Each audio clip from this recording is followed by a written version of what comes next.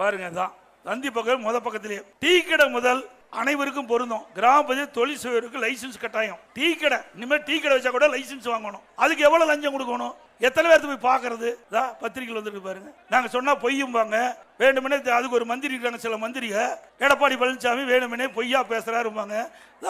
அவர்கள் போட்ட GO tea கடை இந்த செலவு பட்டி வச்சு நம்ம ஏதாவது வேசி கீசி சட்டை புடவை அயன் பண்ணனா அதுக்கு லைசன்ஸ் வாங்கணும். இந்த கொடுமை எங்காச்சும் உண்டா? வர்ற வழியில 2 நாளைக்கு முந்தி அங்க புதுக்கோட்டை மாவட்டத்துக்கு போயிருந்தேன். அங்க எல்லாம் சின்ன சின்ன ஒரு டென்ட் போட்டு முந்திரி பருப்பு வறுத்து வைக்கிறாங்க.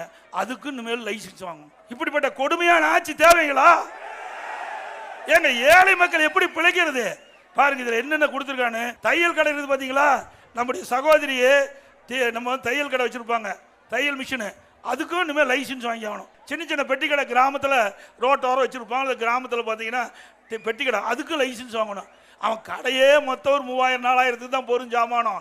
அதுக்கு 250 50,000 வரைக்கும் வரி. இது எங்கேயும் நாடு போய் தாங்கும்? இது யார் தான் ஐடியா கொடுக்குறாங்களே தெரியல.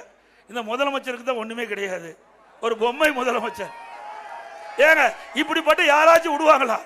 ஒன்றும் தெரியாது. நம்ம கிராமத்தில் இருக்கிறவங்கிட்ட கிராமத்தில் இருக்கின்ற முதலமைச்சரானா கூட இப்படிப்பட்ட அறிவிப்பை வெளியிட மாட்டாங்க. அதோட மோசமான முதலமைச்சர் இன்னைக்கு நாட்டை ஆண்டு கொண்டிருக்கின்றார். கிராமப்புற மக்கள் என்ன பாவம் செஞ்சாங்க?